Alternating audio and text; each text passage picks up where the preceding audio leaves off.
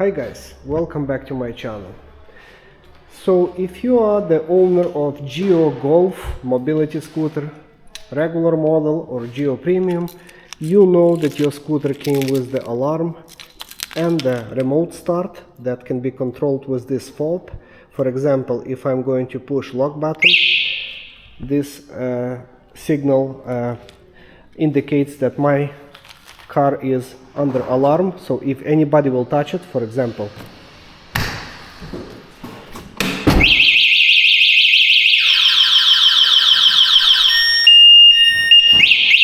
I can turn it off by pushing unlock button. So this is a really good function, but some people don't really like it because they accidentally push some of the buttons inside of their pocket and they rather eliminate this alarm. Another type of people, they say that every time they turn off ignition, they hear this warning sound and they don't like it. They wish to know how to get rid of it. So let me show you what I mean. So right now the ignition is on. There is no sound, but if I turn it off, then the sound comes. But this sound, this is a factory notification just telling you, as a reminder, just telling you don't forget your key inside of the ignition. Unfortunately, there is no such programming or unprogramming to get rid of this, this noise every time you turn off your ignition.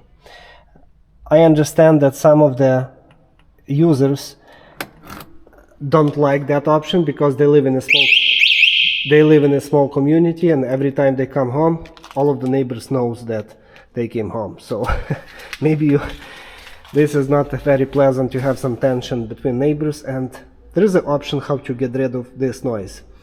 I'll show you. Now, one more warning signal. Every time you put machine on the reverse, it's going to make this noise. It's not very loud, but even that noise is bothering some people. So people asking me, how can I get rid of those two noises? The reverse warning noise and this noise. Well, first of all, I don't recommend to get rid of the reverse warning noise because this is really nice safety feature.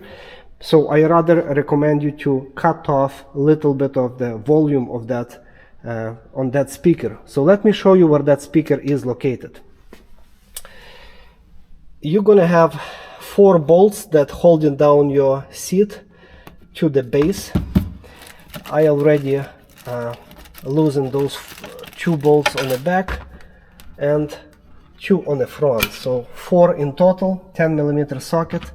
Once you slide your seat all the way back, you will have access to 2 more bolts on the front.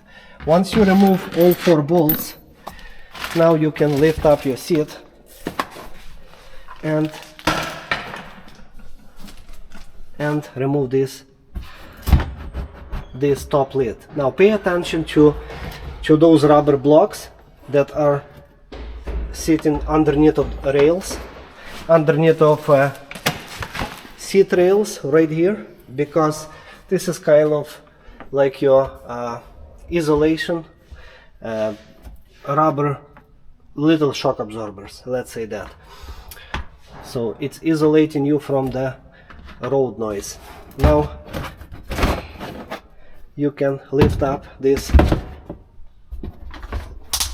plastic lid. Let me get more light. Okay, just like this. Now you have full access for all of the components. Now you're gonna see this round speaker. This speaker is responsible for the reverse. So let's see here. I'm gonna put machine on the reverse. And this is the one that's making noise. So if I'm going to close it with my palm, it's going to cut off 50% of that noise. So realistically, this is up to you. I would recommend you to take a duct tape and simply tape it over this speaker, so it's not going to be as loud, but it's still going to be audible so people can hear you. So this is your choice. Unless you want to disconnect it completely, just rely on a backup camera, because you have a backup camera. Just rely on a backup camera and opening your windows, telling people that you're trying to go backwards. Now, if you want to disconnect it, there is a plug. Simply disconnect, and that's it. So this speaker is responsible for the reverse warning. Now, every time you turn off, now this one is very loud speaker. This one is located right here in this corner. Unfortunately, you cannot simply just disconnect that speaker, because you will lose your alarm and the remote start function. So the plugs that are responsible for this black speaker right here are those two red plugs. So if I'm going to disconnect both of them, and if I try to start my machine remotely by pushing twice or any button, nothing is going to work. So it's up to you. If you want to disconnect it completely, but you will not have alarm, you will not have a remote start, nothing. So just in case if your key got broken, you got no way to start your vehicle until you reconnect that module. Make sure your battery is good inside of the fob, and only then you can start it while you're waiting for the new ignition switch, if this is the problem. But yeah, or you can leave it connected, but again, just tape it over with a duct tape, maximum what you can, and see if that is going to cut off power volume enough for you that it will not be that annoying.